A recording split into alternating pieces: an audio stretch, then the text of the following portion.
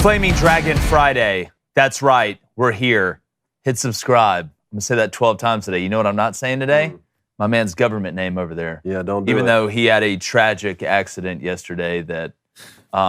Look, we're over it. Replacement that I cone was on the witnessed. scene. He was. Replacement cone was on the scene. Our guy Nino Brown from Toilets to Titles sent me a GTA picture of it, called it the accident, which I'm going to post on social, which is, it's so dope. I cannot wait for It's that. so dope. But real quick before we hop in here, do you just want to know the beauty of football and really of sports gambling, right? And listen, if you have a problem, don't gamble on sports, all right? But if you don't have a problem, you'll understand what I'm saying. And if you do have a problem, you'll understand what I'm saying. Last night, got the NFL game on one TV, got Murray State and Louisville. Oh, yeah. Barnborough. On the other one, ACC Network. Only through sports gambling and my love of the game of football can it be 49-0 with me having the over at 55.5 at 9:34 at night with my mother-in-law in town, screaming at the television for Louisville to convert a 4th and 9. Like, in no other world would I even remotely care. And that's what makes it beautiful. That is what makes And it hit for you. And it hit. By the grace of a holder getting that thing down. Dude, like I was telling you before we went on the show, 4th and 5, Louisville's driving, there's 9 minutes to go. Murray State, they couldn't have moved the ball if you put a blindfold on everybody on Louisville's defense. Dude throws a slant. They got the third-string quarterback in. Throws a slant to the right. Ball gets batted by the defensive lineman all the way to the other side into another Louisville receiver's hands. The minute that he got like 5.5 yards to extend the drive. And then they scored a touchdown with like 5 minutes to go on 4th and 9. Threw it to tight end who? Joey Gatewood. Really? Yeah. The old quarterback. Yeah, huh? the traveling guy who attempted man to play quarterback. Yeah. And then the hold was a bad snap. Oh boy, pulled an Austin Riley at third, catching the snap. Yeah, he did. All the little things. It's like, you know when you hit a bet and you walk upstairs to your wife. I just walked up there like I just, won the mayoral race of the city. You just conquered it. Yeah, I just like opened the door. And I was just like, yeah, what's up? I'm him. Well, Darby Lou always wants to know what my picks are so she can pull for those. Very supportive, right? Yeah. Yesterday, she didn't stand a chance. She had no clue what I was going for. I had Isaiah Pacheco anytime touchdown, and then I needed the Chiefs and the Lions to both score a touchdown and a field goal in both halves. So towards when the first half was going, I'm pulling for Pacheco to score a touchdown. For sure, get that one out of the way. They're putting McKinnon in. They got Clyde Edwards-Helaire. I'm like, what's going on here? Where's Pacheco? I need him to score a touchdown. He gets down to the 2. Yeah. So then after that, when he doesn't score, all of a sudden I'm calling for a field goal. I need him to make a field goal. You're trying to put the wife has no idea. She's like, I don't even know what you're pulling for anymore. Man, that's the beauty of it. All right, I'm going to go get ready to piss some Alabama fans off. The Lions open the NFL season with a win over the Chiefs. Bengals quarterback Joe Burrow gets the absolute bag to make him the highest paid player in NFL history. And we're previewing some of the best action this weekend of college football has to offer, including Alabama hosting Texas. I'm Jake Crane. It's a Flamin' Dragon Friday, and welcome to Crane & Company.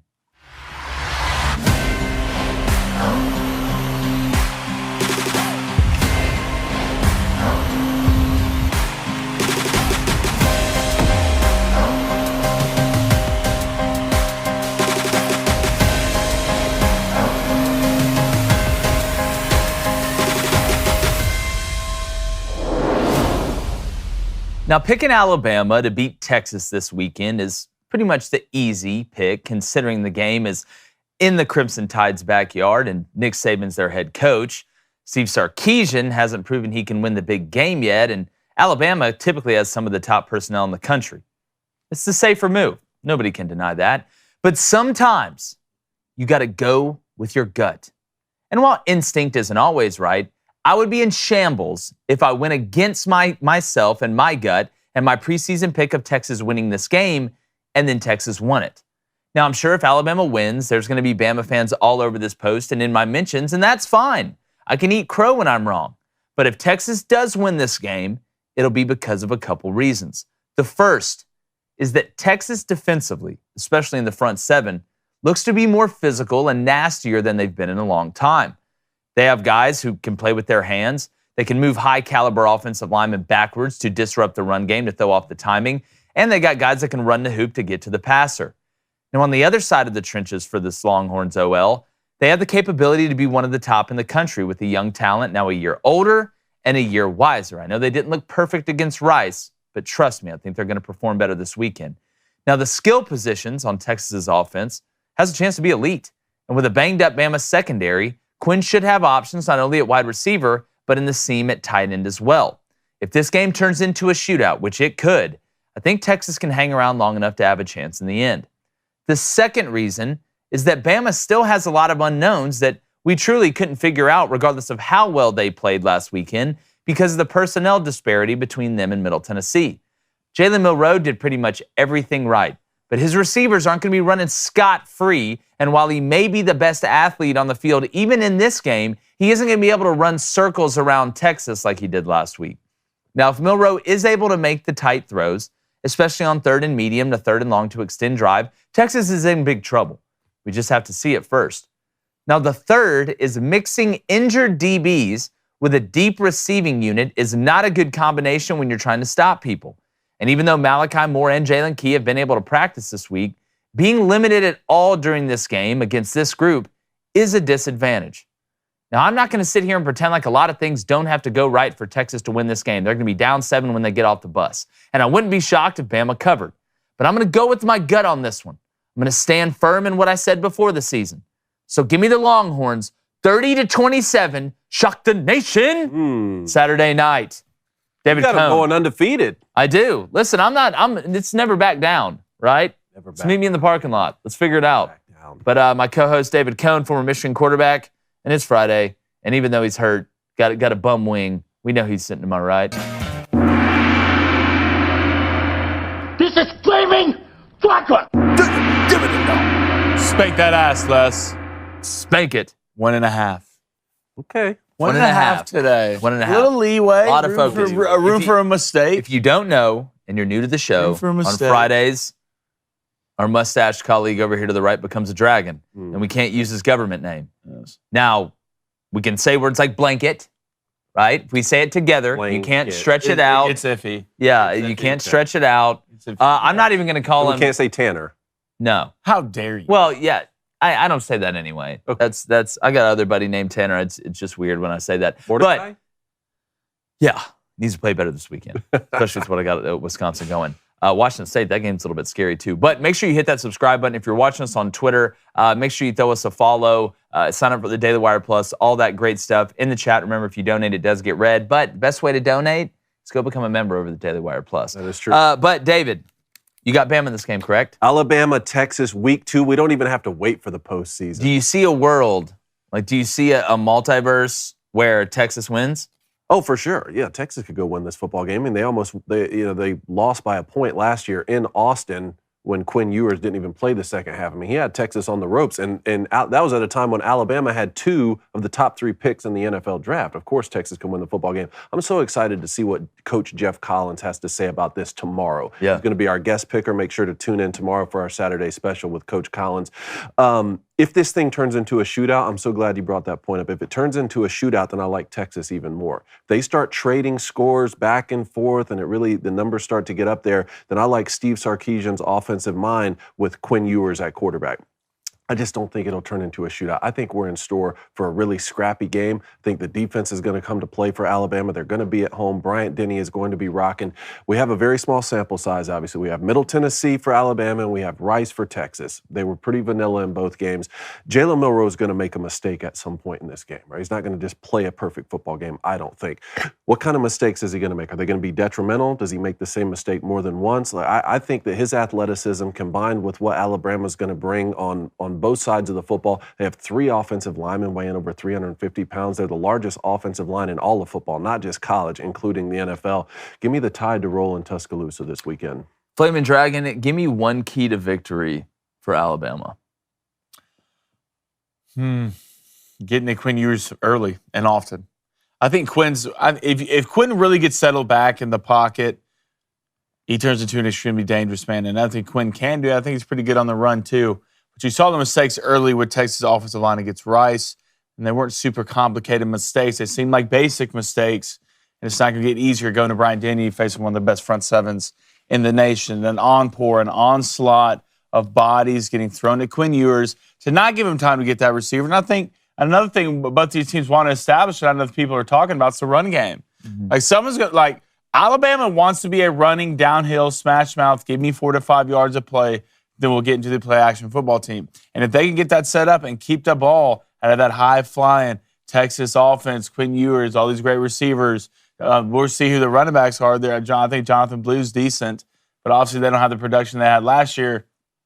I still think Alabama's defense will be the one to prevail. I think Jalen Milroe will make a mistake, but not too many mistakes, and being the most athletic person on the field, going through progressions and hitting your spots as a pitcher, as a quarterback, with what you need to do. I think the Alabama with a double-digit win. Schematically, I'm so interested to see. You have Steve Sarkisian going up against the minds of Kevin Steele and Nick Saban. Obviously, they're familiar with each other.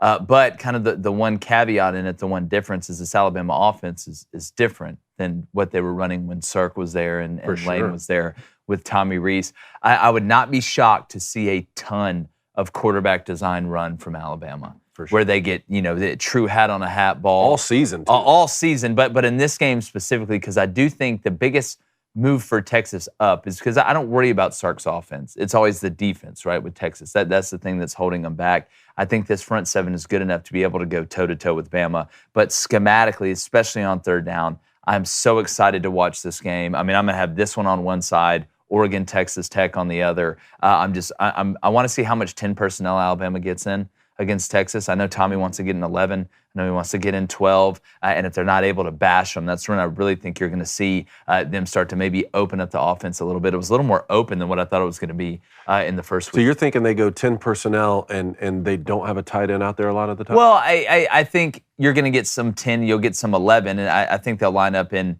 what we call deuce. I wouldn't be shocked if they flex the tight end or motion the tight end all game. I just think what you're going to end up having is I don't know if you want to condense all these formations against Texas's front seven. I don't know if you want to get really tight and have a bunch of people in the box and turn it into that style game when you have a guy like Milroe, he can get in 10 personnel, run the zone read with. Even if you want to get in 11, what we call deuce, have the tight end either in the hip on the line of scrimmage with a receiver out wide and then 2 receivers on the other side and be able to run any type of quarterback lead action with the back leading. I think you're going to see the whole gamut from Alabama from a run game to try and just mix it up against Texas's defense, because I do think Texas is good enough in the front. So was deuce a formation for y'all or personnel? Deuce was, well, it depends on where I was. Deuce was a formation. So when I was at South, deuce was a formation. Okay. It was 2x2 with obviously 11 personnel because the tight end was in there, and it signified that he was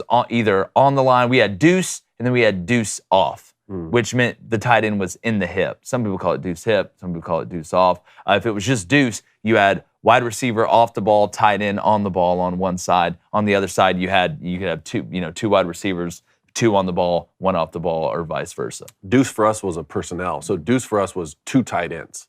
So you could either be in 12 or 22. So when y'all got into ace, it was, or whatever. Ace for us was 11 personnel, actually. Really? Yeah. That's wild. So, ace for us was a formation. Interesting. Okay. Yeah. But do we, by chance, back in the control room, have the TikTok of the Texas football players? Do we have that by any chance back there? Oh, I just wanted to play this. See, this I just doesn't give me confidence, David. And just see if you want to stick with Texas this weekend. Just Can you run this, please? There we go.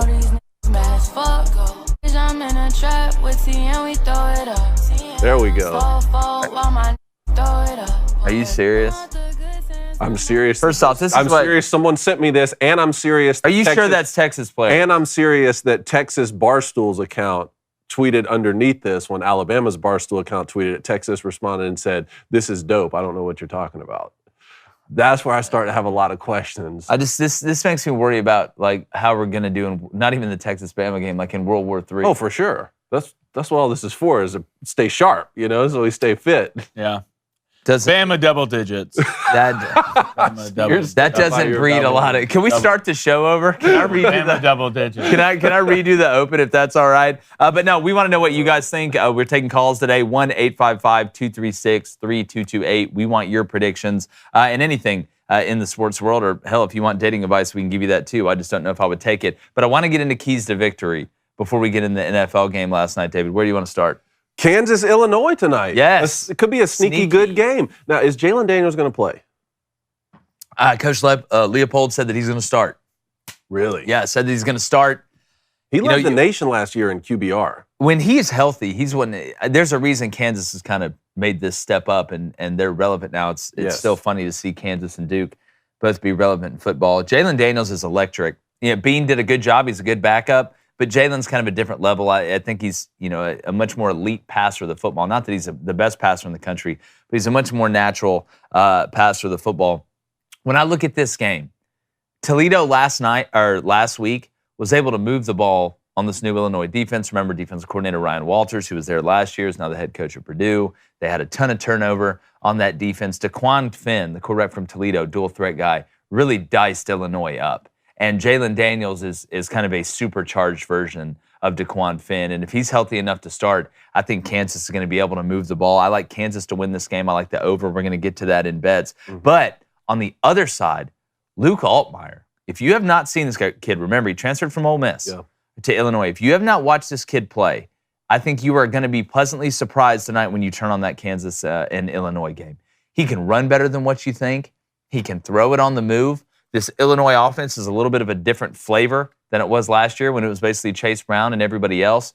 I like the pieces they have around him, but Luke Altmyer is fun to watch. Both these teams don't play at a very fast pace, but I think you're going to score a lot of points tonight because both these defenses, they struggle not giving up explosive plays. I mean, Kansas's defense is going to get sliced up all year. They're just going to try and outscore you, turn into a Globetrotters game. But the key to victory to me is who can get enough stops. Mm-hmm. That's what it's going to come down to. I'm not worried about the offenses moving the ball, right? Which is weird to say with a Brett Bielema coach team because Brett Bielema coach teams are typically run the ball, play good defense, play good special teams, limit the other team's possessions. In this game, I do think it's going to be more up and down, not from a pace standpoint, like I said earlier, but who can get enough stops, who can get stops in the red zone to make teams kick field goals and not score touchdowns, because I think this could be a race to 40. I'm not touching the money line or the spread on this game. I do like the over, though, the way I saw Illinois' defense play last year. Kind of a sneaky good matchup, though. Can't wait. It's going to be a great game. I can't wait to see Jalen Daniels get back and play. Yeah. Like, this kid's different. You go watch this tape from last year, man, the explosive plays and the impact plays he made. Like, they're changing Kansas. Kansas is kind of changing the culture, and the hardest thing to do being a head coach, especially at a new school, is what? Change a losing culture and turn it into a winning one. And you're starting to see that at Kansas slowly build and build. I think they're going to win this game too. Yeah. Yep. Texas A&M at Miami. We've been talking about this one. Yeah. If I was looking at each side, to me for Miami, it's obviously you have to have success running the ball. This is not a flashy Miami offense, spit it out, let's go fast, let's throw for 400 yards. Yeah, I said yesterday, this offense and this team is built more in Mario Cristobal's identity, in his image. And that's what he wants. They want to run the ball, get to play action, let Van Dyke work from the pocket, and attack each third.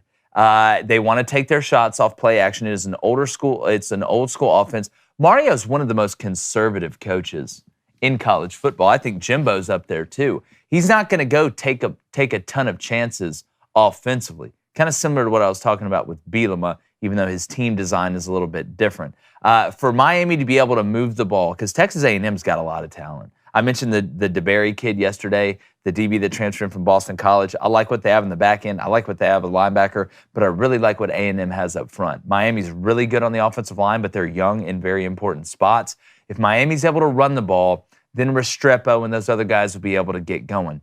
But if they're not and they become one-dimensional, that hurts a lot of offenses. But if A&M can pin their ears back on the defensive line and on the outside, and DJ Durkin can get exotic with the blitzes and attack Tyler Van Dyke, he's not getting away from this pass rush. And if they put the offensive line in his lap, Van Dyke will overthrow guys in the intermediate pass game right to the safeties, and you'll see Texas A&M get multiple interceptions and maybe be able to run away with this one. From an A&M standpoint, I think they got to keep up the aggressive pace on offense. They were top 25 in the country last week with what Bobby Petrino's doing. Miami's good on defense. And if you watch their blitz packages, they get, talk about exotic, they're Joe Exotic when it comes down to blitz. With the personnel groupings they have, if they get you in 3rd and 6 or more, or 3rd and passing, they're going to throw a Dr. Seuss book at you on when it comes down to blitz design and the way they attack angles and the way they use personnel to attack. So I like A&M going fast. keeping Miami on their toes. Bobby Petrino is going to mix formations. He's going to do a really good job of mixing personnel. He's not afraid to pitch backwards, and he will reach as far down in the bag in this game as he has to. If that's quarterback design runs, if that's lining up in 12 personnel and running gap scheme, if that's getting in 10 personnel and running zone read in the RPO game. But the tight ends in this game, I mentioned it last week in the Florida State LSU game, and you saw how pivotal that was. The tight ends in this game, tight end really wasn't effective, wasn't really used for A&M last week. I think Bobby may have been holding it a little bit back. Miami, the Mallory kid, only had 1 catch last week. Watch for the tight ends in this game. But when it comes down to A&M, they need to keep up the aggressive pace. They need to keep Miami on their toes, and I think that'll keep them crisp. A couple things I'm looking for both teams. For Miami on defense, can you get to Connor Wegman? With the small sample size we have so far of this kid, he's proven to be incredibly accurate with the football, and he doesn't put the ball in harm's way. He hasn't really turned it over, throws a bunch of touchdowns. Does that change if you get to him? Can you get home a couple times in the first half, really hit him in the mouth? Does he start to turn the football over? And then on the offensive side of the ball for me with Miami, you can't just go 3 and out against this team. Like you're going to get blown out. So can they be efficient on third down without throwing interceptions, without Van Dyke turning the football over, but you remain efficient on third down and keep some of those long drives? And then for Texas A&M, like, don't let any panic seep in, especially if you're in a close game or you find yourselves down. The Texas A&M fan base every offseason comes with all this confidence that Texas A&M is back. I kind of saw that from Texas A&M in week 1. Like, hey, enough with the distractions, enough with all, like, we're just going to go play good football and win football games. Can you go into Miami and keep that mindset and just say, hey, this is a game we're supposed to win. We're going to win it, and we're going to go back to Texas A&M and get on with SEC. Especially if it doesn't go good early. Yeah. That's such a great And point. it may not. Yeah, you're on the road. And they'll fill that place up. I mean, hell, it's buy one, get one free tickets down there. They had to do that for another game in the season to get fans. That's why I'm going to go with Texas A&M, I think. What do you think, Fleming? Hey, I got Texas A&M one of my locks in this game. To win or to cover or what? To win and cover. Gotcha. Yeah, the whole 9. I think Texas A&M is a better football team. I still think Miami's a year away. I think Texas A&M front seven's probably top 5 in the country. I think the difference is, especially when it comes to these games, you kind of saw in LSU, Florida State, we're both kind of equally matched team. You get in the red zone, who can make the correct play calls to get you into the end zone. And I think the difference in that will be Bobby Petrino. It's the reason he brought him in. He's a witch. He's a chemist. He's in the lab, and they're going to leave, and they're going to look and say that someone cooked here today. Yeah. And it's going to be Bobby Petrino. Give me A&M minus 4.5. You can play it to 6.5, and you're welcome to put money in your bank account. All right. Oregon hanging 80 points last week. They go on the road to Texas Tech. We've been talking about it all summer. Apparently, they ripped a dude's ear off from Portland State, too. I saw that. It's Really? like that. It's like that now. Well, look, if you're out there ripping ears off, like, I got to see, like, if you ever put a helmet on, like, what are you out there What's giving the wet technique? willies? Dan Lanning's recruiting cannibals. So, he's a 4-star. He's like, oh, well, he's a cannibal. Came over here in a canoe. Yeah. See, now you got me all thrown off, man. For Oregon, look,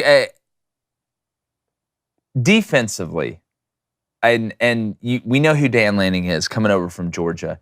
He wants to build that physical mindset in the dissipating Pac-12, but in a Pac-12 team, and I think he's done that. But if you're Oregon, you're going on the road, you need to kill Texas Tech's hope early. Because Texas Tech lost to Wyoming, and like I said, got drugged to the deep end of the pool and wasn't able to tread water out there in Laramie. And I'm sure they've had a great week of practice. Joey McGuire's a heck of a coach. And when you get upset, the best way to make yourself feel better is to be able to upset somebody the next week. And if you give Texas Tech hope in this game, in Lubbock, with as crazy as that place is going to be, with their back against the wall, we know how people react when they have their back against the wall, when an animal's cornered. They come out fighting. And you need, I think Oregon needs to jump out to a double-digit lead in this game to be able to feel comfortable about it. I don't know if they'll be able to feel comfortable throughout the whole game and winning it, because I think it's going to be tight either way. But if Texas Tech comes out and takes a lead, or Texas Tech jumps on them, because Texas Tech jumped on Wyoming last week and let them off the hook, I think there's a chance that I picked Texas Tech to win this game. I think a lot of this, and it's a 4-quarter game, I understand that, and gravity is gravity. But the first quarter and a half in this game is huge for Oregon. Is Bo Nix going to be able to go out there? They're going to be able to be balanced. Texas Tech doesn't have the best defense or the biggest defense in the world, but I think they're going to take some chances. And Bo Nix, if he plays smart, if he plays clean, if he throws the hot, I think the screen game for Oregon in this game, when you have a defense that's hyped up, that wants to make up for what happened last week, I know it wasn't just their fault, but they feel like they should play better against an offense that we know can be high-powered. Hell, they dropped an 86-piece with honey biscuits and Cajun fries last week against Portland State, which makes me unbelievably hungry before 7 in the morning. The start's huge. For Texas Tech, I think a lot of it is being hyped up, but not being too hyped up to where you can't operate. You know, we talk about guys going into games that, oh, well, I need to make sure the guys are up enough in this game against a lesser opponent. Well, the inverse of that can be a problem too. We've all been there. You can be too juiced up going into a game to where you can't think straight. I mean, you're just like vibrating literally. So I think Texas Tech needs to use that anger. They need to use that crowd, but they need to use it in a way that's somewhat calm, cool, and collected.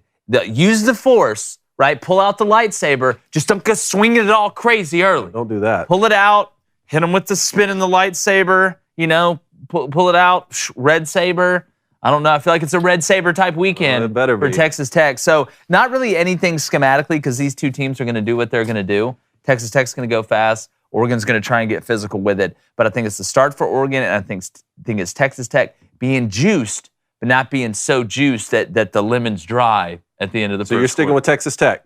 Oh, look, I'm dancing with the one that brought All right, Flamin and I are riding with Oregon. You staying with Oregon, right? Quack, quack, baby. Just 1 minute here on one extra game that wasn't on the list, but we haven't talked about it. Appalachian State at North Carolina. App State played them close last year. They beat Texas A&M last year. This is a completely different App State team, though, and we've seen North Carolina get off to a hot start with a big win over South Carolina. Can App State keep this one close on the road? Now, I wouldn't be shocked if it was close for a little bit, but this is a different North Carolina team, I think. I mean, we've talked about South Carolina not being great on the offensive line, but I thought North Carolina looked more physical, which I expected from the longer Gene Chizik's there. I think the defense will continue to get better. If App State didn't do what they did last year against North Carolina, I think this could be one where North Carolina overlooks them. After what happened last year and it being in Chapel Hill, I think North Carolina wins this one comfortably. Drake May, he's on the Heisman march. Yep. He's throwing off platform. Having a hell of a time out there. So, no, I like North Carolina big in this one. Yep. I agree. Drake May, God, he's cold. He is super duper cold. All right, before we get to the Booster Club, NFL kicked off last night. Yeah, it did. All right, wasn't the game with the most fireworks ever. If you had the under, congratulations. DraftKings had a bet. We talked about this before the show, where if you took either the Lions or the Chiefs money line, okay, if the team you picked got up by 7 points at any point in the game, you hit that bet. I took the Lions at plus 170. They got up 7-0. Hit the bet. Now the Lions ended up winning anyway, so I should have just probably took it twice. But that's a great prop bet. That's an awesome bet. It's an awesome prop that DraftKings throws out there. And another awesome thing they're throwing out there is this week, new customers can get $200 in bonus bets instantly when you bet just $5 on any NFL game. They're hooking everybody up with game day greatness. And it's not just for new customers. All customers can take advantage of 2 new offers every single game day this September. A ton of great games ready for this weekend. I've got a big parlay that I'm going to throw out there. We've got our Sunday recap and preview where we recap the college football games, preview the NFL games. Make sure you check that out Sunday morning before you go to church, or if you go super early, check it out before you come home. And if you don't go to church, well, you got all the time in the world then to check it out. So we're going to be talking about a ton of those games, so make sure you check in because life's more fun when you're in on the action. Download the DraftKings Sportsbook app now and use our code BOOSTER. All right, pay attention. If you don't have it, download the app, use our code BOOSTER, that's BOOSTER, because new customers, like I said, can get $200 in bonus bets instantly when they bet just $5 on NFL football, only in DraftKings Sportsbook. With our code BOOSTER, the crown is yours. Also, if you're a fan of Crane & Company, we'd love for you to buy some of our merch. It's a great way to help out the show. Producer Justine, a.k.a. PJ, a.k.a. the Carolina Panther, is going to, even though she's a Giants fan, she's from Charlotte, so that's why you get it. She's going to put the link in the chat. Go, if they don't have the size that you want, just let us know. We want to sell that out and restock it. Let's get to the Booster Club. Cole Frank, what's up, brother? $2 donation. Thank you, Cole. He says, LeBron is mid, MJ's the GOAT, and the over will hit. Keep high hopes, Cole. Correct. Cole, let's not jinx it too High much. hopes, Cole. Oh, you're talking about Flaming Dragon. No, that over in hitting. I can control that one. Let's go to Greg Hart with a $2 donation. Greg, thank you. Says token Lions fan here. Yup. Lions going to the ship. Look, we're about to dive into it real deep here in a second. Best record in the NFL, boys. Man, Nick Detroit Wright, Lions. never a doubt. Turns out there was a doubt. Gwen Stefani.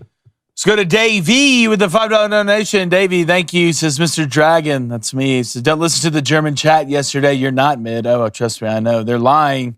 CWW2 for proof. Don't let them clip your wings. Fly on, Dragon. Fly on. I like that, Greg. Or no, was that Davey? That was Davey. You come to my house, you get my wife's name right. Disgusting. So to Aaron McManus with a $10 donation. Aaron, thank you. Can we run through University of Houston's schedule real quick? Trust Tree, I'm sensing 7 to 8 wins, notably versus TCU, Baylor, West Virginia, Cincinnati, Oak State. Give me some fire, Flaming Dragon, and the defense looks solid for UH. It did. Frank Harris, Got it though. over there, Dave? Frank Harris. I I trust Frank Ocean right now more at quarterback than Frank Harris. You know, tornadoes went in his room. I don't know if you know that. Frank Ocean? Yeah. A tornado flew around my room the other day. I don't know that one. Of course. Yeah, you do. You I do know some of his songs, though. I've heard of him. Yeah, let's. I've heard these things. Yeah, but Frank Harris, man, he struggled the last couple games. Threw 3 straight picks on 3 straight passes, I think, against Houston. But who'd have thought that'd have been a defensive game? I know. I mean, not me. I had Houston 5-7. No, I'm but one of 18 and those- 11 in college football betting, and one of them should be 19 and 10. But Houston and UTSA just forgot on offense. Yeah, I had Houston losing that game, so they've already gotten out to a win. So that's UTSA at home, and then they have Rice on the road, TCU at home, Sam Houston home, Texas Tech on the road, then they get their bye week, West Virginia at home, Texas at home, Kansas State on the road, Baylor on the road, Cincinnati at home, Oklahoma State on the road, and then at Central Florida. Bro, is Houston going to win 8 games? Y'all need to try to make it to the end of the year. I mean, that's Y'all not. gonna be beat up and bruised. That's rough. Go through it again, though. Let's really look at these teams. Rice. Win. Okay. Rice is better. TCU home. They could win that It's game. looking like they could win that Yeah, football TCU's game. looking a lot more like a Sonny Dykes team than the Sonny Dykes team we saw last year. Sam Houston home. Win. Texas Tech on the road. Loss. It sucks. Then they get their bye week. West Virginia Win. at home on That's Thursday winnable. night. Physical game. That's winnable. Texas home. Loss. That was one I talked about with Tim Brando. Like Texas is they'll going to be- go to Houston some of will be these fired in-state up. teams Yeah, on they'll the be road. fired up. You know, that's one to watch, Last man. about 8 snaps. Kansas State road. Loss. Ow. Baylor road. That's winnable. That was more It's interesting. winnable. We They- got to see Baylor this Someone week. took David Aranda's wheelchair and got him out of there. He can't see the future anymore. Now we Is that a have to, Professor X? now we have That's to a stop. professor. Now I That's can't take the good. rest That's of the show quality. seriously. That is quality. That was well done. Just stop I staring would at people. clap Will for you you, but say my something hands on the sidelines? Cincinnati home. Winnable. Yeah. Oak Ow. State home. Winnable. Houston could win some games. Central Florida on the road. That's going to be tougher because Gus just going to be pulling his pants up the whole game. Yeah. Houston, man. Dana Holgerson's out here saying, look, I'm trying to stay the head ball coach. He is. He looked over at Jeff Traylor, was like, not so fast, dog. But I don't know. Old boy from Texas State keeps rolling up dubs like what they did to Baylor.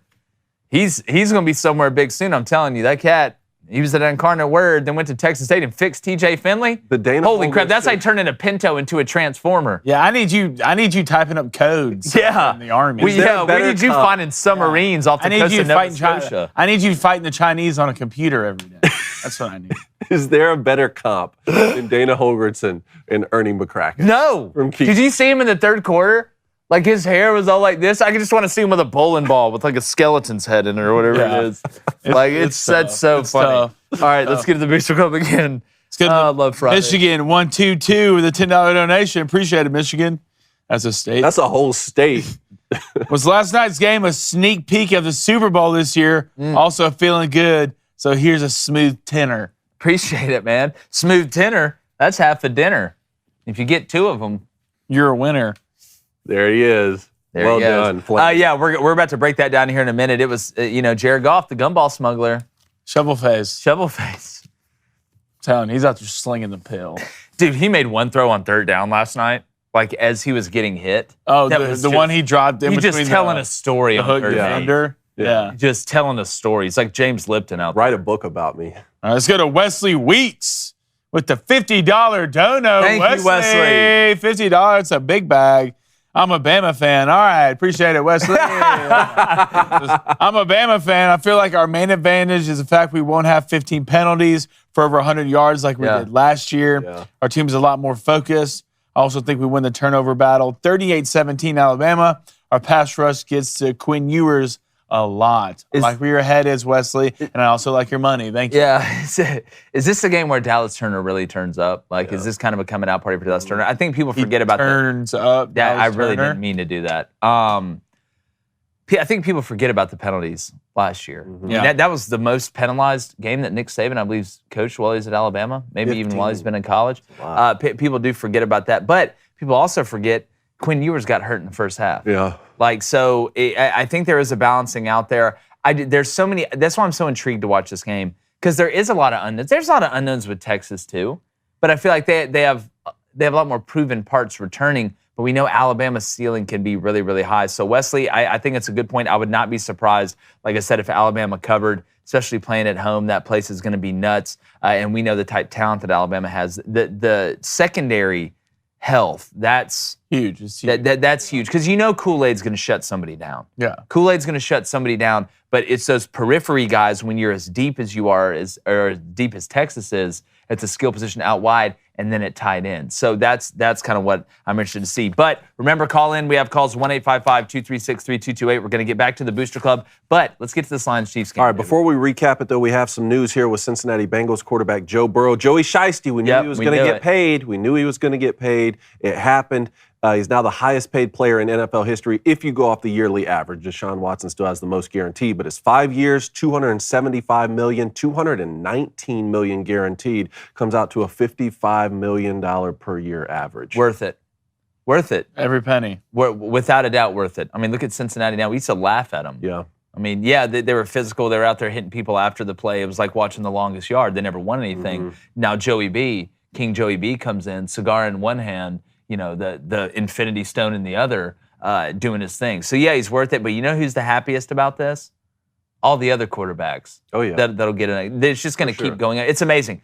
The economy can be awful, right? We could be in the Great Depression in the 20s, and yet the salaries for quarterbacks will still go up. Which is how you know something's off. I remember seeing something about that in The Big Short, and then things went bad. But either way, for sure, that's awesome news. Now, is that movie with Danny DeVito and Arnold Schwarzenegger? That's Twins. Oh, okay.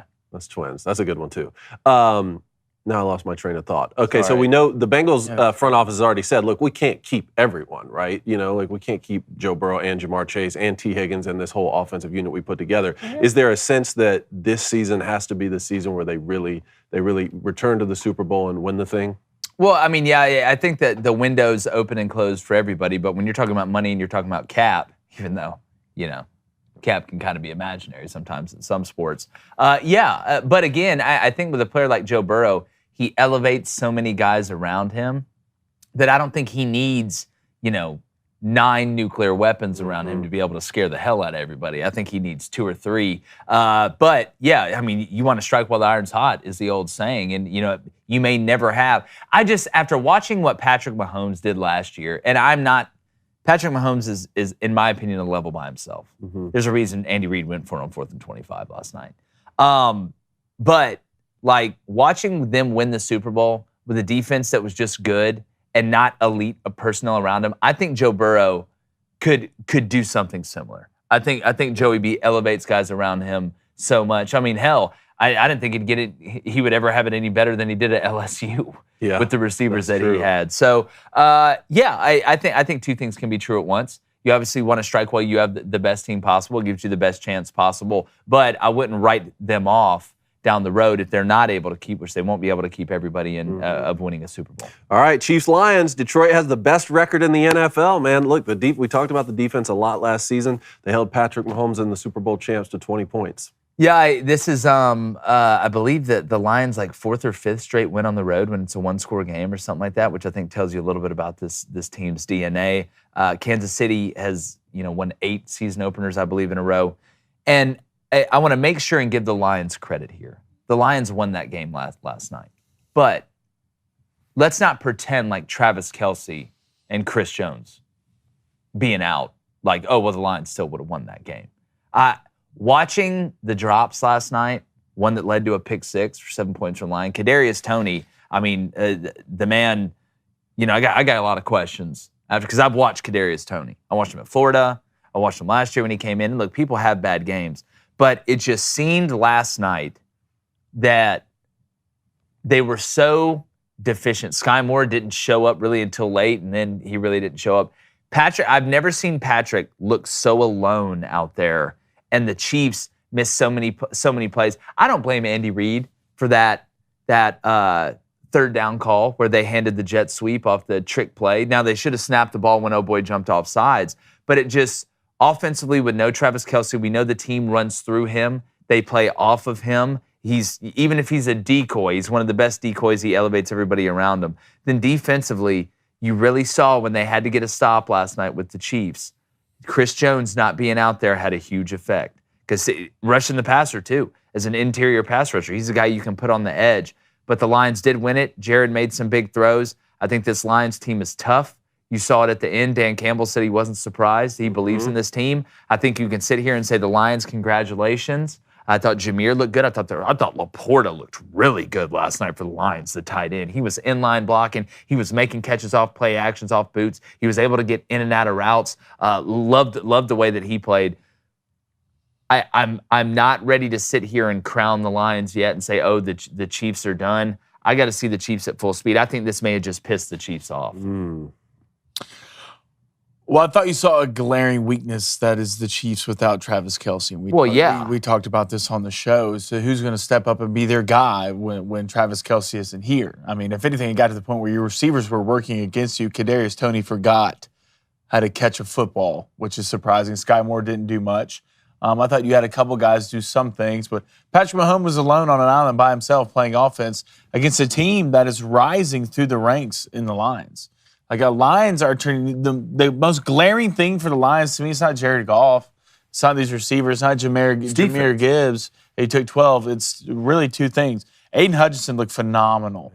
See him move him inside and the pass rushing the guard. That was working. Getting chipped. Was going towards painting a picture on the DN, and their offensive line is a bunch of big, strong, fast guys who can move you at the line of scrimmage. You saw that the Lions are winning between the tackles. You want to know how you beat a team like the Chiefs? All right, you have to, one, keep the ball out of Patrick Mahomes' hands, and you have to be able to run the football, and you saw that's what the Lions did. They finished it off in the end. You got to think this is a team right now without one of their deep threats and Jameson Williams either. I don't think the Lions played to their the best they're going to play during the season. There's a lot of things to fix if you're the Lions, and you still came out with this win. Man, all credit to the Lions, just like you said, man. I love the mentality of this team. I think Dan Campbell has really, he is the guy for them, and I love that they recognize their weakness from last season on the defensive side of the ball, and they've addressed that. And Aiden Hutchinson is the real deal. Now, on the Chiefs side, of course, you don't have Travis Kelce, and, we had wondered last year, what's this team going to look like without Tyreek Hill blowing the top off of every single defense, and then they go win the Super Bowl, which really shows you that when you really need that 3rd and 6, it's always Travis Kelce. For sure. Who he's looking at. And it's not just Patrick Mahomes. Who was Chad Henne looking at on a 98-yard drive when he came in and led the game? He's looking at Travis Kelce too. So when you don't have him, of course, that's a big difference. But this was by far, this is not Patrick Mahomes' best game. He put the ball in harm's way a good bit. And then it's just ironic to me. Do we have the interception that he threw?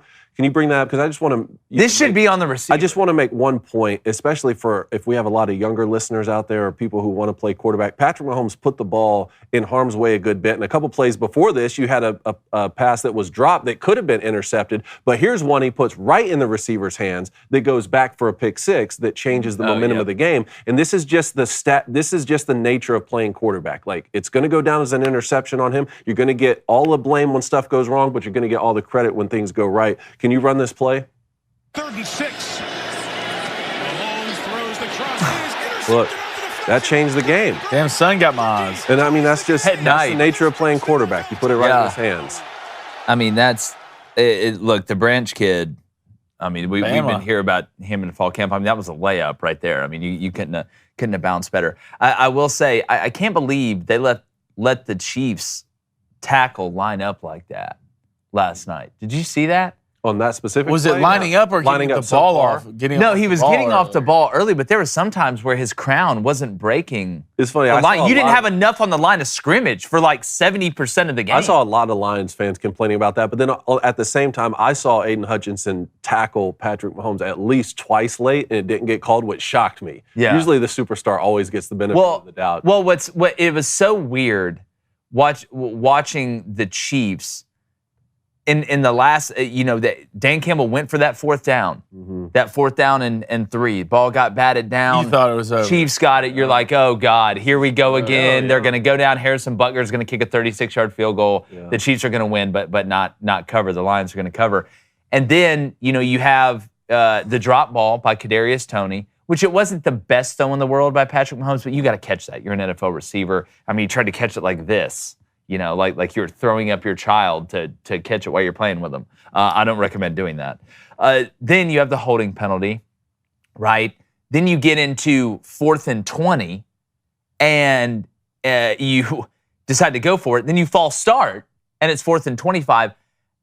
My question to you guys before we move on, do you think Andy Reid went for that 4th and 25 with, you still had the 2-minute warning, so you basically had 4 timeouts, 2 minutes and 17 seconds, 2 minutes, 10 seconds, something like that. Do you think Andy Reid went for that 4th and 25 because he has Patrick Mahomes, or because without Chris Jones, he didn't think the defense could stop the Lions from getting 1 first down and ending the game out?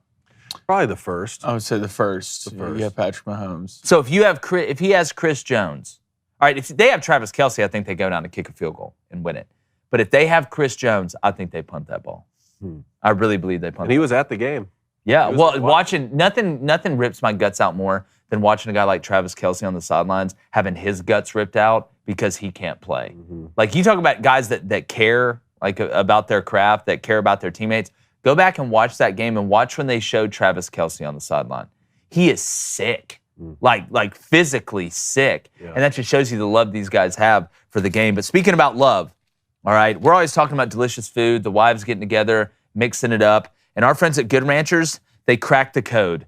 They went Alan Turing in Bletchley Park when it comes to all-American meat. I know that really doesn't add up because that's in England, but you know what I mean. Do you know what they like even more? When American meat is free. This is the most American thing since Paul Revere got on that horse and ran around and told us the redcoats were coming. It's why we love Good Ranchers. They source the best meat in America, and they deliver it to your door. And I need everybody to listen. Open your ears and close your eyes, okay? That makes sense. Right now, they're offering 2 years of free ground beef to anyone that subscribes. That's a $480 value on the Frizzle, which where I'm from means free, and the lady that drives the Magic School Bus. Okay, so not only are you going to get the best cuts of meat from a trusted 100% American source company, but you're also going to lock in your price for 2 whole years when you subscribe to any one of their boxes. The pork box, the butcher's box. What's in the box? Deliciousness, Brad Pitt. That's what. So go to goodranchers.com today. Use our code BOOSTER, that's BOOSTER, and you'll get $25 off and free ground beef for 2 years. Remember, subscribe to any box to lock in your price. I'm so hungry, my mouth's watering. On America's Best Meat for 2 whole years. That's goodranchers.com today. Use our code BOOSTER, BOOSTER, for over $500 human American dollars in savings. Subscribe to goodranchers.com. American meat delivered. That may be the best deal we've ever offered ever on this show. 3 nights in a row for me, Good Rancher Steak. Oh, and I have the tomahawk ribeye I told you boys I was saving until we hit 100K subs. Oh, you got that tomahawk? It's time to pull it out the freezer. Well, Mel Gibson, the Patriot, this whole situation. All right, let's get back to the club. Let's go to the DGD podcast with the $5 donation. DGD. Appreciate it, brother. He No, says, good man. morning, gentlemen. Congrats on the 100K subs and go Dogs. Here we go. Woo, God, they're going to appreciate murder it, Ball brother. State. They're going to murder. I could see it in Kirby's eyes during the press conference. Like, yeah, we beat UT Martin 48-7. He's like, what? He's like, wait, what did Dan and them score against Portland State? Oh, 86. Oh, it's like that. It's like that. Watch. I got Georgia 55-6. Pick up sticks. Let's go to Noah Perkins with a $5 donation. Noah, appreciate it, brother. He says, thoughts on the beef between Riley Gaines and Keith Olbermann. Team Riley. I mean, like, can we all can we just all agree that what has happened to Keith Olbermann? Like, number one, he's so easy to make fun of, and I think he does it on purpose. But it's just been such a fall from grace. Go man. away, man. Like, well, like it's not. I mean, my thing is like, man, I remember old school Sports Center, old school ESPN, and then this man, it's like almost like he went through what like Ted Kaczynski went through when they like put him on those experiments at Harvard. It's like they just strapped him to a chair every night for 3 years and just electrocuted him after asking him questions. He just lost his mind. Just lost his mind. And like, I'm really worried about the guy. For real though. Like, y'all think I'm kidding. I'll make fun of him. I'll make fun of him till the cows come home. It's easy. It's a layup. But I'm legitimately worried about this guy. Like, and Riley,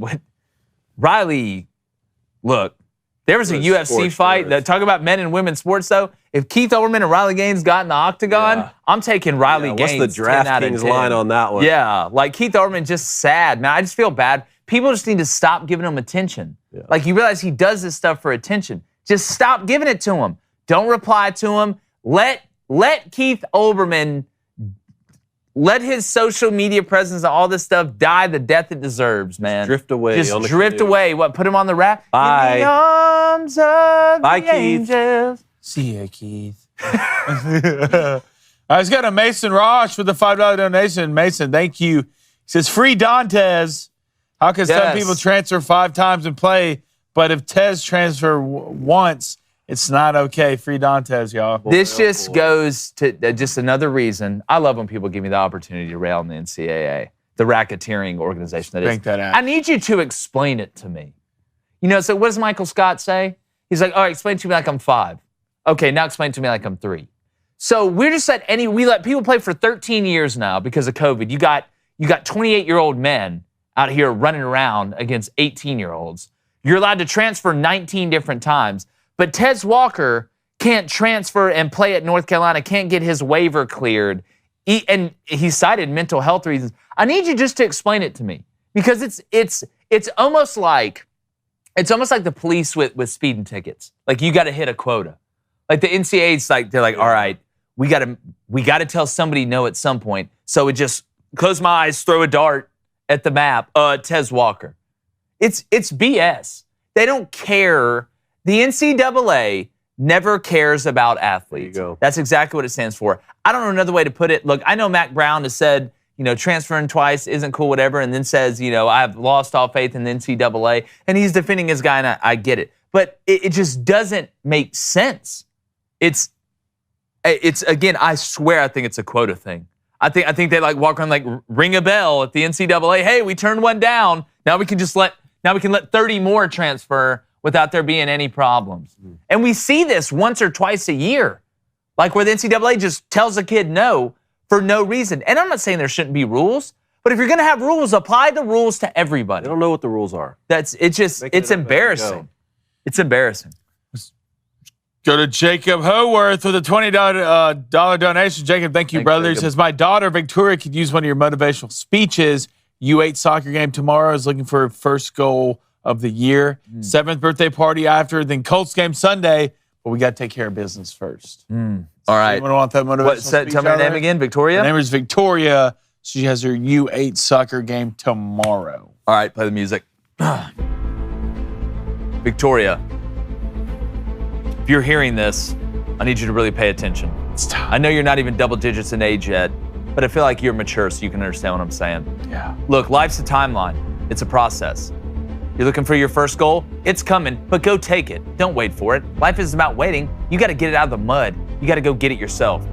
The other girls you're playing against, the other kids you're playing against, they don't matter. It's about you. It's you, the ball, and the goal. The goalie's not even there. Deep down, the goalie's afraid. So make sure the next time you get a chance, don't pass it when you get to the goal. I'm not telling you to be greedy. I'm telling you to go win. I believe in you. And then guess what? You know how you celebrate your first goal ever? With the best B-Day party ever. Your parents are throwing you an absolute awesome B-Day party. And then guess what? Colts. Anthony Richardson's the quarterback for the Colts now. Okay? You don't have some just slow guy running around making mistakes. You do got a future because I believe. I believe in you to score your first goal. I believe that birthday party is going to be absolutely the greatest time of your life. And I believe the Colts will be back eventually. So have a weekend, Victoria. Go, Victoria. Do it. Victoria. Good speech. Well done. Thank you. Well Thank done. you. All right, let's get to our division predictions before we get to locks, Do it. cleans, dogs. Throw it up there. Throw up mine. Who's going first? All right, here we go. Here we go. We got the AFC. Yeah, the AFC South and the NFC South. Let's start with the NFC South. I think everybody and their brothers picking the Saints to win it. I think the biggest question is who finishes second. Is it the Falcons or the Bucs? I don't believe in Desmond Ridder, but guess what? I don't believe in the Bucs either. I do think the Falcons have a better roster and a better defense than the Buccaneers have. The Panthers, they couldn't block a stalker on social media if they knew Zuckerberg and Elon Musk, so I got them finishing last. Bryce, just survive. Just please survive till they get some better players up front. It's going to be an absolute disaster. I'm going Saints, Falcons, Buccaneers. Going to be tight between 2 and 3. It's going to be tight. Oh, that's a keeper. And then the Panthers finishing last in the division in the NFC South. Then the AFC South.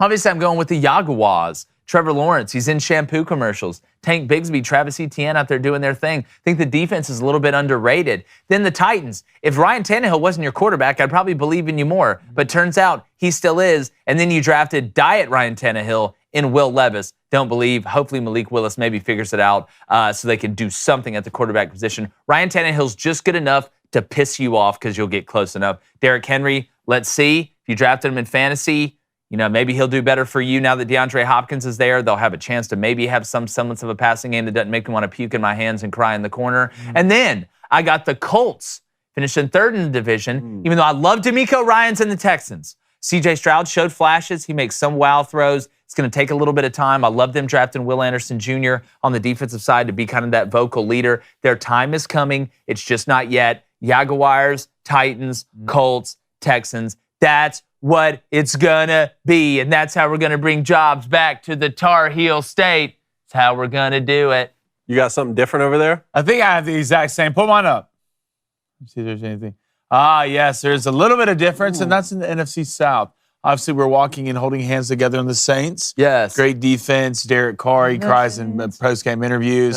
So at least that's going to get you to the playoffs and maybe one win. Michael Thomas, let's see who he is this year.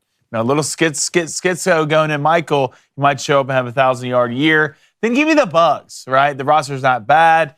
Baker Mayfield, the Cheesecake Factory king. He's still on Heisman commercials. They're going to have a good enough roster and a good enough team to be better than the Falcons because I do not believe in Desmond Ridder. I don't believe in Desmond Ridder either. Not even a little bit. And that defense is not as good as the Saints. Not as good as the Saints, and I think it's not as good as the Bucs either. The only worry I have when it comes to Bucs is offensive line. The Falcons' offensive line is pretty good. Don't be surprised. I do want to say, I didn't say the Falcons' defense is better than the Saints. I said that I think they're better than the Bucs. Yeah. Yeah. No, I agree. All right. Are you good? That's the NFC South? Yeah. Okay. You got it. And I got the Panthers finishing last. Bryce Young. Take your time, kid. My hometown team, Jaguars. There you go. Finished the first. Corey Stones? Your hometown team. Corey Stones? Yeah. Appreciate it. You send me merch. I'll root for your team. The Titans, number 2. I just don't believe in Anthony Richardson or the Texans roster. It's just not good. DeMeco Ryans needs time. The Colts need time. Titans, you pick up D-Hop. I like the kid you got out of Tulane to me to get back up. And you also have the thing that fought the entire world with aliens on it, Derrick Henry. So I believe there it is. Line up. I have the same NFC South as Jake. I like the Saints to win, the Falcons to come in second, Bucs third, and then the Panthers last. I do agree with the Bryce Young take. Hey, let's just survive. But then the AFC South. Like I've been saying, I think the Jaguars are primed for a big breakout year when you have the Doug Peterson Super Bowl champ with the Eagles paired up with Trevor Lawrence, all these weapons on the outside. You get Calvin Ridley back, but then something happened. Something happened a couple of weeks ago, and I went to a UFC fight here in Nashville, and I sat right beside Mike Vrabel ringside, and I just started to believe. I just really started to believe. Human connection. connection. You know what? I live in Nashville. A human connection. There's a lot of good. I got connected. You know, talking about hometown team. Where do you live in Jacksonville now? There's only one hometown. In my heart, I do. Jayville? In my heart. Well, you know what? You can get that off my lawn. Let's go with the hometown team in the AFC South, the Tennessee Titans. Baby. I don't care who's playing quarterback. I don't care that Taylor Lewan is he officially retired? Well, he's 190 pounds now. Shout out to our boy Taylor Lewan. Let's go the Titans AFC South, Jaguars second, and then I'm going to flip the Texans Colts order that you guys had. Look, I'm just not big. You went the Joker. You went the Joker. You don't care who's playing quarterback? DeMeco Ryans, I don't care. No. Yeah, I don't care to your question. D'Amico Ryans, I really like in the Texans. God. C.J. Stroud, maybe Nico Collins, my Michigan boy, maybe a big breakout year at wide receiver. Let's see. Is John Mechie back and going to play? Yeah, I think he's back. He's healthy, back play. from Yep. and that's great good. story. Shout out to him. That is a great story. It was leukemia, right? Yeah. For John Mechie. Anyway, Titans, Jags, Texans, Colts, AFC South. Look, sometimes you got to go to some men just want to see the world burn. My riskiest play yet. I love it. I remember we got calls 1-855-236. Wait, 1-855-236-3228. That's it. That's it. That is it. Ha ha ha ha ha. Huzzah. Huzzah. God, still. Hey, remember, lock it in. We're doing great so far. Oh, thanks for Doing reminding great me. so far. I needed that. Hey, reminder. lock it in. For a second. I needed that. Lock reminder. it in. Yes. Hold hands. Yes. There it is. Under. Exactly right. All right. Speaking about locking it in, as you might know, we're all friends of our friends at Genucel. And don't just take my word for it. All right. You know what Ella from Rockford said? What'd she say? It's my girl. She said, I have both age and acne spots, and this stuff's actually fading both of them like a bad better. Needed it. This serum's worth every penny. Look, if you got dark spots, let's be honest. You're not a Dalmatian, all right? You're not running away from Cruella de Vil. You need some help. Our friends over at Genucel Skincare, doesn't matter, male, female, they can help you out. Tri-male. And here's the Genucel amazing guarantee. You'll see results on day one or your money back. Is there a better guarantee than that? No. If it doesn't work, here's your money back. All right? If you stop looking like there's 101 of y'all running around, then you get your money back. So take advantage of Genucel's most popular package, which now includes a dark spot corrector, plus the classic Genucel bags and puffiness treatment and immediate effects. David, your eyes used to be puffy. They were Puffy the Vampire Slayer earlier. Yeah, they were. Didn't you guys?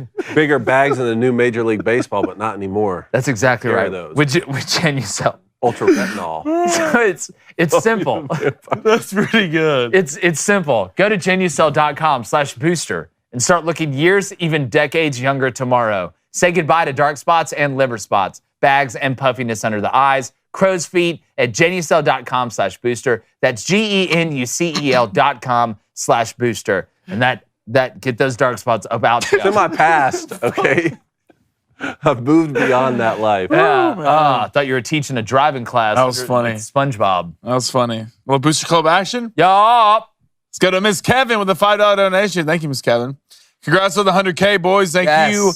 Missed yesterday's show. We were checking in on a little Buckeye. He's doing amazing. Do my best to raise a little football player. Hey, I love it. It's what we need. Yakta hey. Yakta hey, Thank you. Yakta hey. Hit 100K. Very, very excited. Thank you guys for all the love. We appreciate y'all. Let's go to Ethan Andrew with the $10 donation. The man Ethan, with two thank first you. He names. says, I'm drinking on that Kool-Aid to drown my sorrows from the Minnesota game. Nebraska is going 11-1. Smash his glass. Need the Daily Network to call games so I don't have to hear Joel Klatt's Colorado bias in Nebraska. We would be so good at calling game. Like, just watch the live stream. If you let us, like, actually call the game, like, kind of the way that we do it, I swear it'd be so much better. It'd be so much better. Not our guy, Timmy B. All right? We got buddies that call the game. Let us call the games. I will say this. The more I look at this game, the more I'm liking Nebraska. Yeah? Yeah, just two conflicting styles. You know, I think they're going to limit the more I look at possessions. this game, the more I like Colorado. All right. You want to go to locks, leans, and dogs, or you want to go to calls? Yeah, we first? got to. Let's go to locks, Lock leans, it or dogs. Lean it. Yeah, last week, all right, remember we put out we have our bets we're doing for Friday, then we put out our 6 bets on Saturday, but we like to give our locks, leans, and dogs. My locks were 2-0 last week. Me too. Pretty excited about that. I want to thank everybody involved. You can see those on social media. Here's my 2 locks for this weekend. Rutgers. They're playing Temple. Yeah. This isn't some temple filled with a bunch of monks that have been sitting next to candles thinking about stuff really hard, just airbending Avatar. for hours. All right, I love what Greg Schiano's doing on defense. I don't think Temple may get shut out. All right, I love offensively. It's not the sexiest brand. I think Rutgers is a better team. They're playing at home. Confidence. Handled Northwestern, who I know just isn't a very good football team, but I like them this week. -9. That's at -110. And then Auburn and Cal over 54.5. Think we can get some points in this game. Smells like both teams in the 30s. I was a little nervy about taking Auburn to cover. Maybe that's just me hedging my emotions. So when I watch the game, I won't get pissed if Cal scores because I have the over. So those are my 2 locks. My 2 leans. Wake Forest -9.5. All right, that's at -1.25. That's against Vanderbilt. Against Vanderbilt, -1.25. I don't think Vanderbilt can run the ball. Okay. Defensively, I think they're all right. Struggled with Alabama A&M for a little bit. Give me Wake Forest minus 9.5, and then it's Notre Dame. Minus see you 6. later, Stinky. Notre Dame minus 6.5. That's going off my minus 140 to get better up front. NC State, Brendan Armstrong run around, throwing the ball, so a lot of interceptions. It's going to be a lot of pressures.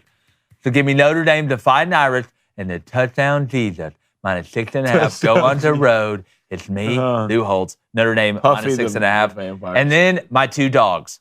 Texas Tech money line. Riding the Lightning. Let's do it. Ben Franklin, where's my kite? And then Boise State plus 135 at home against UCF. I think Green may go off. Jarius Plumlee, liked what I saw the first week, but he can be turnover prone. And we know Gus has those games where they treat it like the Easter Bunny and go lay eggs everywhere. So give me Boise State money line plus 135 as my dog. I love it. I love it. Go ahead. All right, there's on me. Let's go logs. We're talking logs here. We're talking security. 2-0 already. I want to make it 4-0. I'm going heavy, high-tier, high-pressure games with logs. A&M. Talked to Bobby Petrino a couple days ago in my sleep. All right, and he said, That's weird. We're dropping 30-plus this game. Give me A&M minus 4.5 on the road against Miami. It's going off at a minus 105. And then I'm taking Ole Miss against Tulane. I think this game, a lot of people think Tulane's going to come in here. It's such a feel-good story. We found our dog after 2 days. She's safe. Homeward bound. She's back home. We just gave her some pepperonis. She's chilling in the living room. Next thing you know, you didn't find your dog, and Lane Kiffin drops a 60-piece on you. Give me Ole Miss to cover minus 7.5. And where am I leaning? I'm leaning Oregon minus 6.5 versus Texas Tech. I think Oregon just from top to bottom has a better roster on both sides of the ball. Bo Nix, he's focused. He's having fun. A lot of people have him being a dark horse for Heisman. Then I'm going to Alabama versus Texas at home. Milroe with a big cover. Nick Saban, the boys, they always win these high-pressure games. And then my dogs, Washington State. Oh, I hope not. Going off at plus 198. They have Wisconsin at home. Mm-hmm. Then ECU, I believe, have Marshall at home. That's going off at plus 134. Let's lock it in, boys. All right, I'll lock something in. Auburn minus 6.5. Minus 10. A lot of talk coming out of Cal. Lot of talk. I like Auburn minus 6.5. Maybe even buy it up a little bit. I think him Freeze and the boys are coming. That's what I like. All right, another lock. Oklahoma minus 15.5. I love Rhett Lashley. SMU. I don't know, man. I think Oklahoma, something's starting to smell a little bit different in Norman over there. Minus 15.5. That's minus 110. I'm leaning Oregon minus 6.5. Again, I think the same thing with Oregon. Come on. I love Joey McGuire. I love this Texas Tech team, but Oregon might just go in there and say, hey, we're on a different level. Yeah, hey, we're really on a different level. Hey, this is my fist. Yeah, they made a movie about us. Give me your ear. Why are there minus dishes 6.5, minus 110. Then I'm leaning the same as Jake here, Notre Dame, but I like them the hook over the touchdown, minus 7.5 on the road to NC State. That's minus 105. Yeah, Notre Dame's been playing really good football. This will be a first tough test. What'd you say? So no, it's really good. It's a really good bet. Like NC State. I just feel like Notre Dame's just going to pummel them up front. And I don't believe in NC State's offense. I don't know. And Sam's out there having fun, great relationship with the coaches. Notre Dame just in my little tunnel vision, I see Notre Dame in the playoffs. Right, Sam, the feel good One story. of us picked him to go 11-1. Yeah. Yeah, you did. Hey, they're good playing job good, on that. man. All right, my dog bets here. I'm going to start with Nebraska. I mean, I say this with very little confidence. I went back and watched every snap of the Nebraska and Minnesota game. Look, all the hype's going to be with Colorado. That place, you thought that it was electric on the road. Now they're going to go play in Boulder. You know, I understand why the line is what it is for sure. But if you can still get Nebraska now as one of your dog bets, I still think, Colorado gave up 260 yards of rushing. They rushed for 50 yards. Like Jeff Sims is effective in the run game, and I think they're going to have a better plan in terms of running the football. So I wouldn't like this if it was Nebraska minus 130, but if you can get them plus money, that's one of my dog bets. I like it. And then plus 130 for UConn to win the football game too. They're going on the road at Georgia State. Now Georgia State gave up 35 points to Rhode Island last week. So if you're looking for some dog bet action, maybe look at Jim Moore Jr. and UConn. Yeah. I mean, I don't think that's a bad bet at all, actually. I kind of want to take that. I'm telling you, I like Boise, though. I wonder what the college football world is going to be like if Colorado mops Nebraska. It's going to be wild. I wonder what just the hype train just going to keep going. The it's going to keep going. the narrative will be after that game. Yeah, Colorado the playoff probably. Yeah. Until USC scores 130 points on them. All right, let's get to Kyle's. All right, we got Jordan in Alabama. Jordan, what's up? Bring the heat, Jordan. Bring it. Good morning, fellas. How are y'all? Doing good. Jordan. Blaine, your new nickname is Hot Wheels. I'm just letting you know. I love it. I'll take that. I'll take that. I'm going to let y'all know that, first of all, I was 100% correct about South Carolina, and I regret nothing. Yeah, I'm feeling pretty good about my prediction on it too. Like the thing is, I got to go on a South Carolina show every Friday, so like it's going to be a lot more fun today when I go on there than it was last week. And they're like 5-7, 5-7. You're crazy, boy. You the dumbest dude I ever seen in my life. And I say that I'm from Alabama. I can make fun of a country accent. So absolutely. So I'm gonna say something about Auburn Cal, and then I've got my picks for Auburn and Alabama this weekend. Go ahead, Jordan. Hit us with it. So this Ott kid from Cal. Yep. He might be fast. Let me tell you something. He's running that mouth a little fast, too. Yeah. He ought to be quiet. Ooh, I like that. So, I like that. I don't think Auburn is going to quite have the alignment or communication issues we had this weekend. And I think we go up there, despite everything, and we not only cover, the overhits, and we beat them 45-24. Would love that. Jordan, I like when you say things like that. I like when you say things like that. Now, Bama, Texas. What are your spidey senses telling you on that? Are you Tubby McGuire right now? So are you Tubby McGuire right now? I think Texas covers, and I also think that Texas wins the football game 31-21, and the under hits. 31-21. What a defensive performance that would be. One hits. You gotta call. Jordan, we'll see, man. Let's call in Monday to either tell us why you were wrong or tell everybody why you were right. I will. I'm never wrong. I'll just change my pick to whatever the score is. That's genius. That's winning. Now that's high IQ. That's winning. Appreciate it, Jordan. We'll talk to you next week. Thanks, all right? Jordan. Have a fun one, man. All right, we got Brian in Nebraska. Brian, what's the vibe out there right now? I would say pretty good. And I'm going to be honest with you guys. I'm drinking the Kool-Aid hard, and it's been a rough 10 years. And sometimes when the prodigal son doesn't bring you back, you need an outsider. And what better way to start it than in Colorado? Yeah. I'm tired of hearing about them. I'm tired of hearing about Dion. Most of their fan base is crap. And when your newspaper's bragging that only 40% of the fan base is the opposing team in the stand, then you deserve to lose, in my opinion. Brian, I think you're going to really like our Saturday special, our kind of version of our Saturday game day special with Jeff Collins, who actually recruited and signed Jeff Sims at Georgia Tech. He has some interesting things to say about Jeff tomorrow, too. Make sure you catch that. But how do you think Nebraska is just going to try and limit possessions, keep it on the ground, and keep Shadur, and I would say keep Travis Hunter on the sidelines, but he plays every snap on both ways, so it's damn near impossible. You think they're going to try and play a little game of keep away? I mean, I think that's the smart play because I think that's the strength of our offense, and I think that's the weakness of their defense. And I think the strength of their offense kind of matches up pretty well with the strength of our defense because I think our secondary is pretty good. I know they were a little rough in the first half of Minnesota, but I think they made some adjustments in the second half. So I'm hoping that's what they do. Yeah, well, give me a score real quick. What do you think?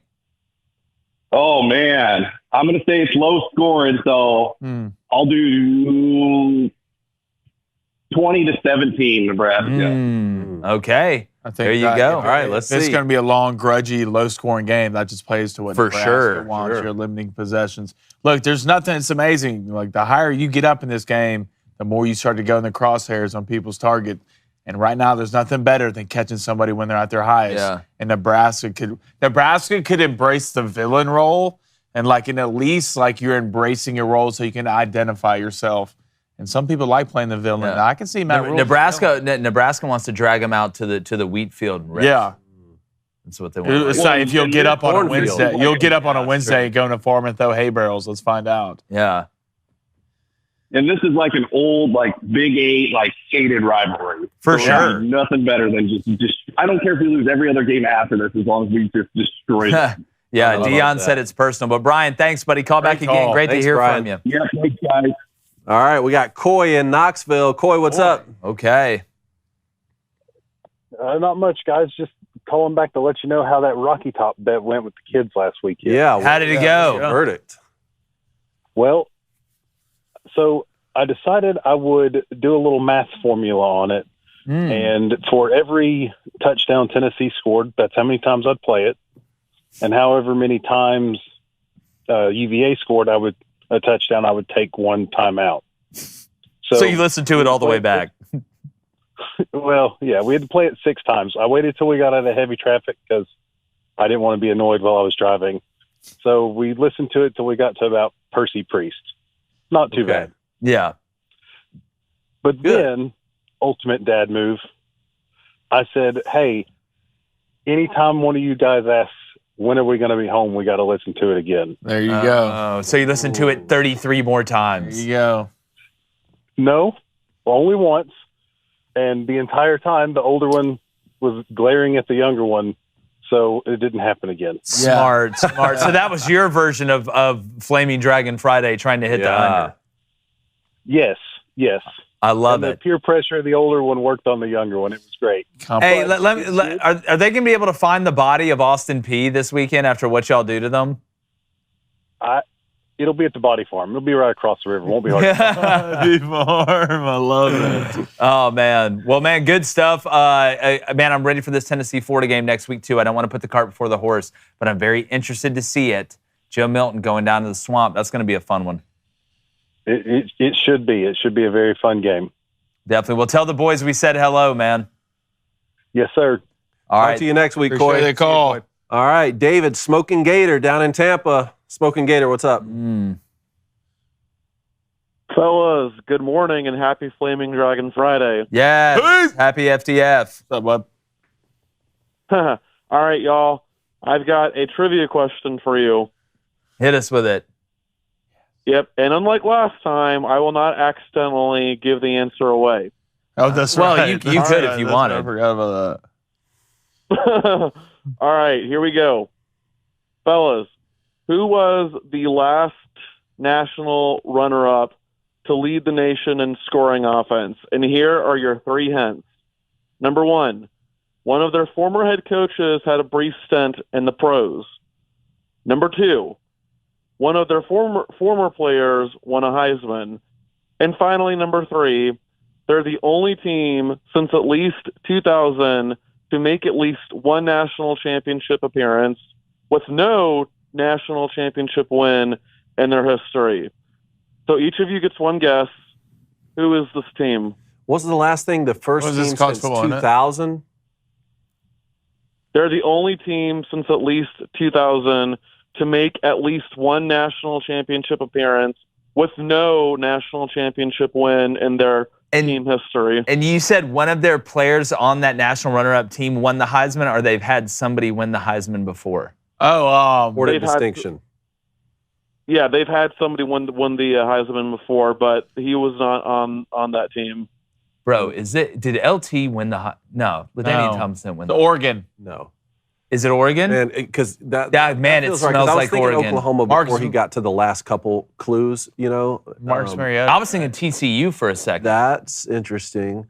But Marcus Mariota did win the Heisman. I can't remember Oregon winning a Who has played in the Natty runner-up. since 2000 that hasn't won a Natty? Man, it That's has to be Oregon. It's got to be They Oregon. lost to It's got to be Auburn. Oregon. Yeah, They lost to Auburn. High flying offense. Yeah, with Cam. And Chip Kelly was the coach, right? Yeah.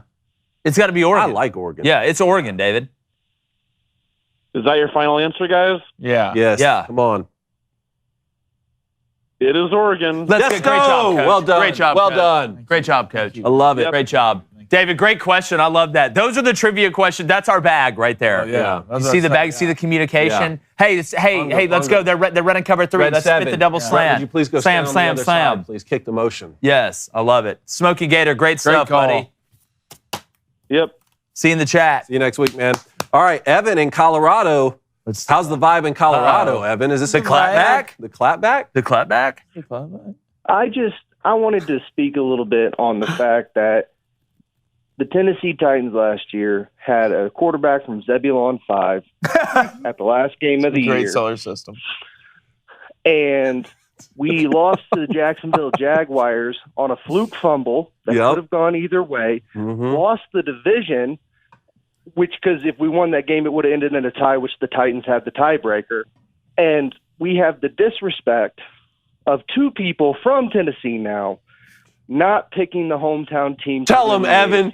You tell him, Evan. I'm going to be honest. Thank you. I'm going to be honest. I didn't expect Evan from Colorado I didn't either. to make me have to defend my time. Here's my thing. I want the Titans to be good, Evan. I just want to wrap my arms around them. I want them. I just want them to just have a big Titans blanket I just throw on and enjoy their success. But you know what? I hold them to a high standard, Evan. And Ryan Tannehill's not getting there. All right? I'm sorry. Ryan Tannehill's not getting there. Okay, wait. Time out. Can I speak to that? Okay, you got 3 of them, so there's one of them. So Tannehill doesn't have to be there. He just has to be in the game. With the threat of Derrick Henry going for 300 yards on any given day, that play-action pass I couldn't make. I just need Tannehill to have a healthy ankle and have a slight threat of to win what, though, Evan? Like, I'm trying to win a Super Bowl. Oh, you're just talking about just win the division. Okay, I've got my sights set higher. That was really weird to say. And this is Ryan Tannehill, who took them to the AFC Championship game not 2 years ago. Yeah, and then what happened? Cool. Like it just again though. No, don't. You're shifting the field goal post. We're talking about who's winning the AFC South. Okay, again. We didn't clarify that in the beginning. I'm still taking the Jags to win it because I think Trevor Lawrence is just like Ryan Tannehill, right? You're hoping gets better. I think Trevor Lawrence and the Jaguars are getting better and better. But to me, when you've been to an AFC championship, when you have won the division before, what have the Titans not done? Won the Super Bowl. So when I'm talking about maybe it's just like if same guy that walks, before I got married, walked in the bar and tried to find the best looking girl. I'm not trying to go in there and find the best looking 6.5 walking around, but that's just the way that I operate. Well, and all I've got to say to Trevor Lawrence is sunshine. We got ourselves a football player. Oh, well, Evan, I tell you what, Evan. If the Titans do win the division, you can come on here. I will let you blast me for 5 minutes, my friend. What do you think about my AFC South pick, Evan? What do you think about my pick? I can't wait to watch that. The Constitution here, so of course I agree with it's the Constitution. It's right here. Hey, you're a problem. I love it. Man. Hey, I'm not trying to point fingers, Evan, but you're a problem. Vrabel and I bonded at the UFC fight. Yeah. When I bonded with Evan, but I got sent a bunch of Jags merch. All right? Enjoy having a receiver play quarterback. Listen to what D-Hop said that Vrabel told him the first day of practice when he said he missed a route, and Vrabel said, "We don't do that around here." That's the mindset of a champion. What, pass and complete? I know. We'll see, Evan.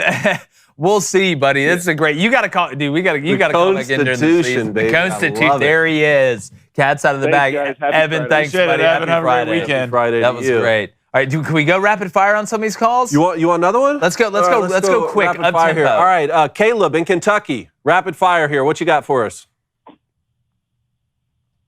Yeah, I'd like to ask, first of all, really enjoyed the show. Second of all, thanks, buddy. Which AP top 25 college football team this week is most likely to be upset?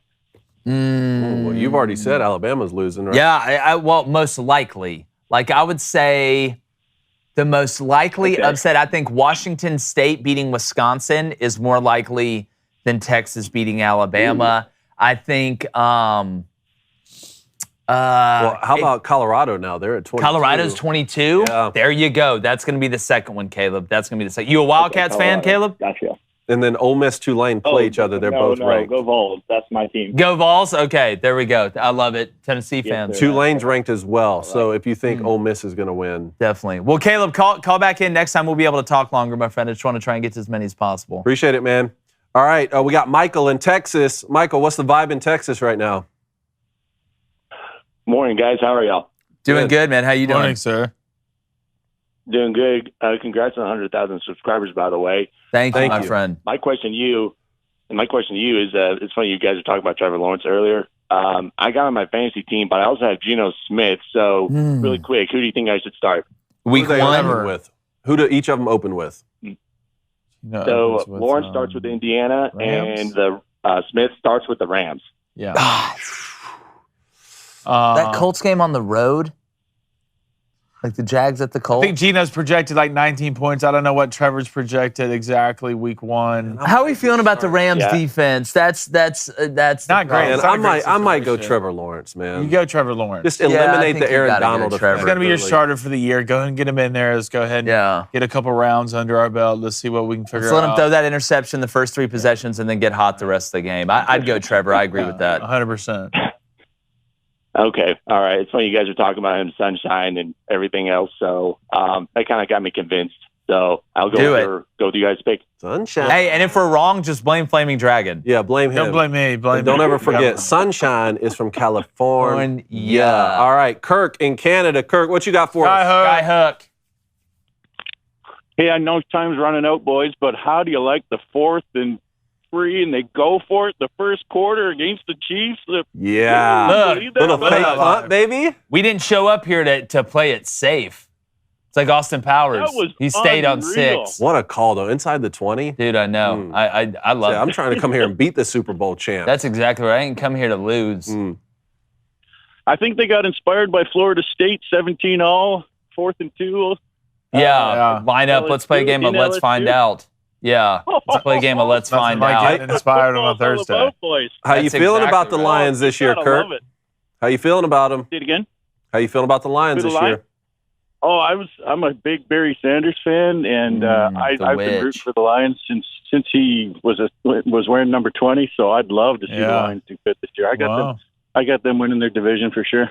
I just feel like Jared Goff's like the guy that goes out there and throws for like 320 and then invites you to his dad's lake house to ride the jet skis. And y'all eat chicken sandwiches, and they're good. Yeah. Real quick, Flaming Dragon, you're going to heal from that. I wanted to tell you, listen to the doctors. It's going to take way longer to heal than you can even imagine, but it will heal eventually. So yeah, I'm listening. I'm actually listening to my mages. My mages. I'm listening. It probably took me 12 months before I could walk normally again. Good.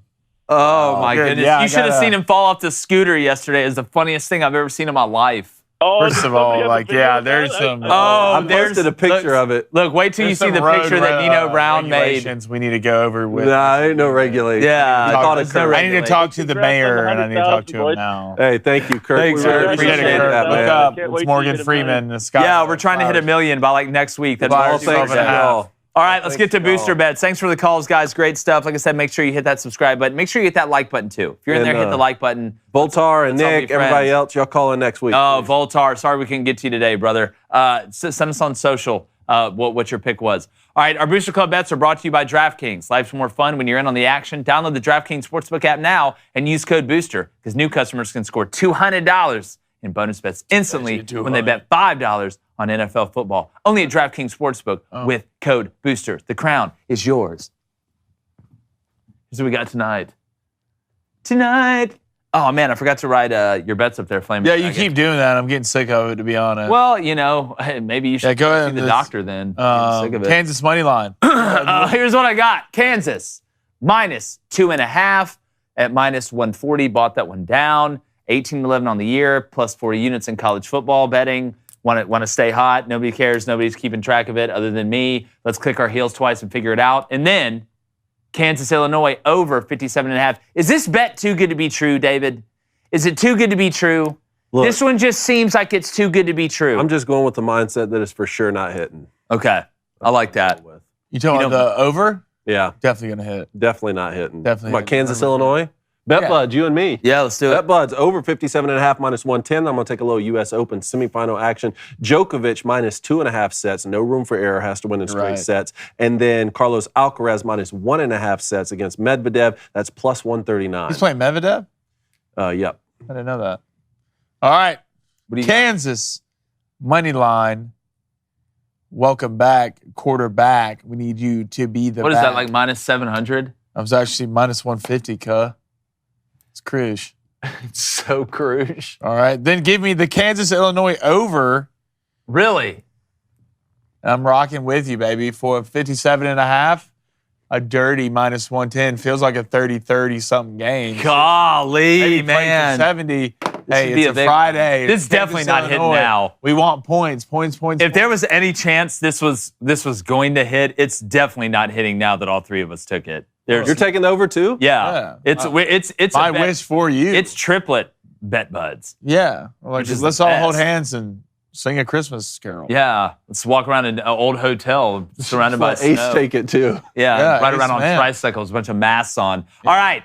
Ace, he's going to take the Rays money line, probably a good bet, and he's going to take the Illini plus 3.5. Oh, the contrarian, which means he'll definitely be right. Interesting. Illinois will win and the under will hit. All right, real quick, donuts. Hey, quickly, let's go to Caleb Williams, a Heisman winner. $10 donation. Thank you, sir. Graham Mertz equals Grayson Lambert. As a dog fan, that's not a compliment.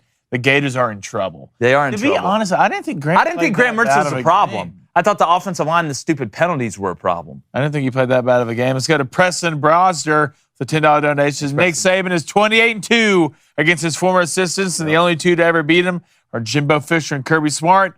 I believe Saban will have the Tide ready to play. Give me Bama by 7 to 10 points. Yeah, if you didn't lose to Jimbo, then I'd feel a lot better about it. He did lose to Jimbo, didn't he? All right. Let's get to the poll. Who wins the game, Texas or Alabama? Alabama. Yeah.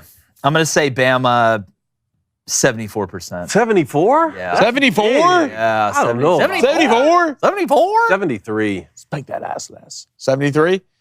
Alabama, 62. Good. Texas fans in there. Texas fans in there. good. Hey, maybe I convinced Dirty. him. Maybe it was me. Maybe it was I mine. have a parting always thought you, real Jake. quick. Go I have a ahead. parting thought. My boy John Conover, one of my former teammates at Michigan, the kid's getting married, boys. Hey! He's getting married, and Johnny. this weekend is his bachelor party. I'm sick to my stomach. I can't be there, Connie. I'm sick to my stomach, but I know you guys will have a great time. Keep B Right and Sausage in line out there, all right? We need them Right coming and back Sausage. home. Yeah, keep Beef I and love Sausage it. back home. Give a shout out to the boy Connie for his bachelor Hey, party. Connie, hey, have a great bachelor party, man. Be safe. Don't do anything that I wouldn't do. Yeah. Wow, that includes a lot of stuff That you can does. do then. Well, we would love if you would subscribe. Make sure you go over to the Daily Wire, join the Daily Wire Plus. Follow us on all social media. Enjoy the football watching. We got our Saturday game day special with Coach Jeff Collins dropping tomorrow morning.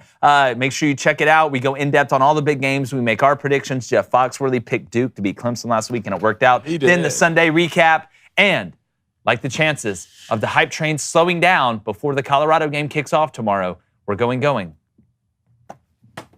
Oh.